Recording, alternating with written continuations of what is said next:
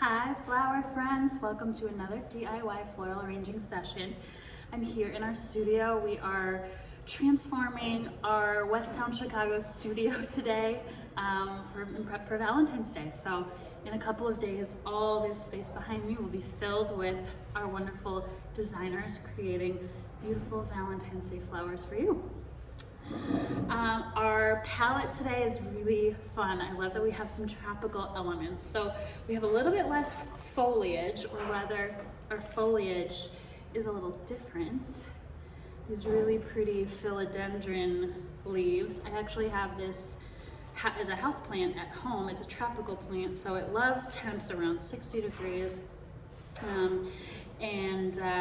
This will be our featured foliage today. We also have one of my favorite roses. Not that I play favorites, it's really hard to play favorites actually when you're a florist, because you do love every flower, but this rose is one of my favorite roses. It's the pink Floyd rose. You may have seen it before. It's a really popular rose because of its size. So it just opens up really big and beautifully, and as a bonus, it's one of the roses that has a really beautiful true like rose scent to it. So take a second to stop and enjoy our pink Floyd roses today. Really gorgeous hot pink color. We've got a couple of other rose varieties too. This is an Ocean Song. It's a little bit more of like a lavender rose. I've really been into lavender roses lately. So I love when I get to have this this type of rose. And there's lots of different types of lavender roses too. Some have a little more gray coloring on the outside, and they just open up to a really sweet lavender center. And then this cute little sweet pink rose. So we have a nice assortment of roses today. Oh, let's not forget our spray rose. Mine's still fully closed. This is a Majolica spray rose that kind of matches that hot pink color of our pink Floyd. And then for our focal flower, I mean, these are all arguably focal flowers except for the spray rose. We have, an Anthurium. These are so special. Lavender Anthurium. Again, they're a tropical plant that has this beautiful sort of cone-shaped center, and they tend to last a long time because they're really, this part that looks like a petal is actually a leaf. You would think that this is a petal, but it's a beautifully colored leaf. Okay, let's get started. Now, I wanted to show another vase option. I'm going to be designing in our mason jar vase, but I brought out a tall vase in case you wanted to give this a try in a taller vase. This is a pretty well suited arrangement since we've got some really long stems. You could opt to go in something taller, maybe something you have at home. I always like to pick up vases from the thrift store for 99 cents, so when I see something fun, I'll grab it, and then you can kind of play around with some different looks and shapes for your weekly flowers. Let's start with our first piece of foliage. I'm going to trim this just a little bit. I actually really love the smell of this this Philodendron foliage. It somehow just smells so fresh and earthy. So maybe pause and check out the scent of that leaf. And this is definitely more of a modern look. So we've got some different shapes going on. This is a really bold leaf shape that lends itself to a more like pared down modern, which is why we don't have as many fresh floral. So I'll put one leaf in. I'm probably going to end up adding this other guy too. Let's kind of test out and see how I want my shapes to look. Because again, you have this really like almost prehistoric looking shape. So I want to maybe splay out that really gorgeous color Actually, I am going to put this in next. And it might be hard for it to stand up for a minute until we get some more of our floral in there. So it's probably going to wiggle around. Let's add some of our bigger roses.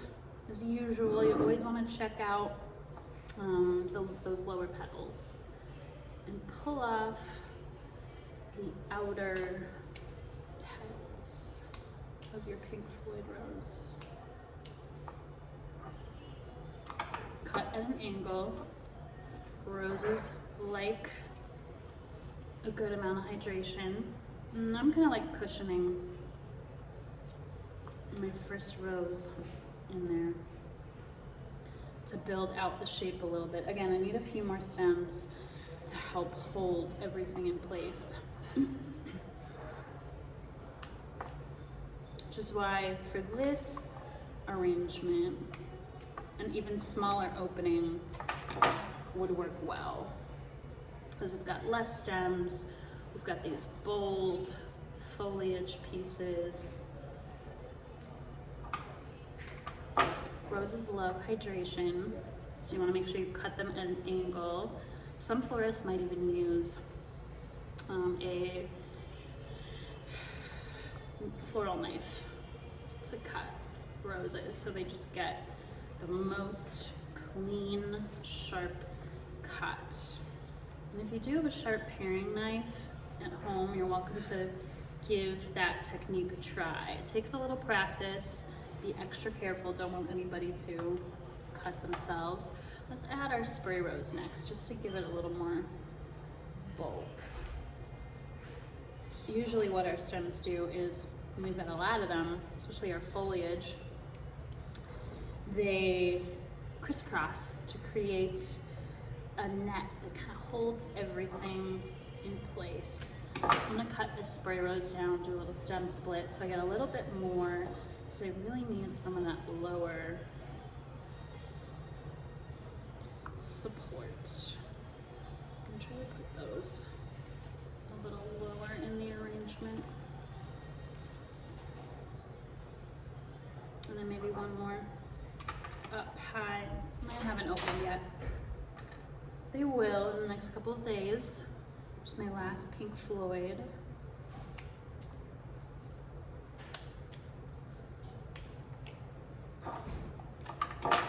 Trim a little bit more. And then I'm just gonna tuck it kind of in between, just to keep creating that structure that we need to hold everything in place.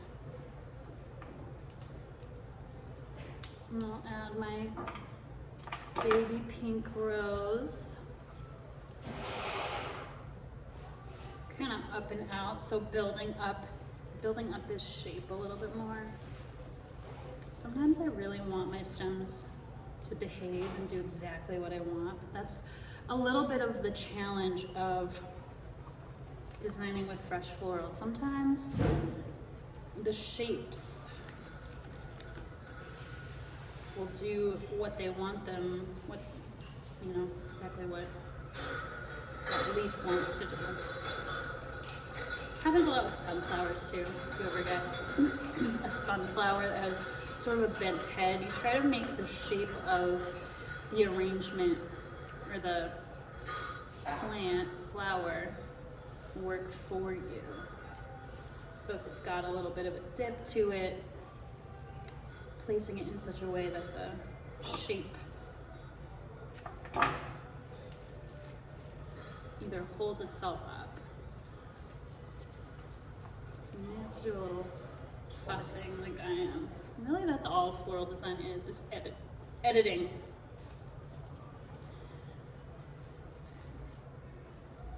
It's looking really good. I like this shape I've got going. Kind of put my stems spot so that they won't move as much. And then one more, my beautiful ocean song. It's going to open up a little bit more. I'm going to try to feature this one a little bit lower in front. got my cluster of roses. Got these fun tropical leaves. And then I'm just gonna add this Anthurium as kind of a fun gesture. It bends a little bit, it curves a little bit this way. So I could go this way or this way and then just do a really unexpected moment that doesn't connect with the rest of the arrangement, but really draws your eye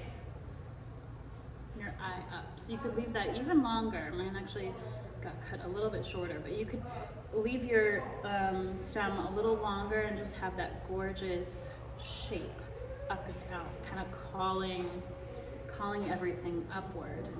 And there we have it, our beautiful tropical rose arrangement that I cannot be, I'm tempted to fuss now.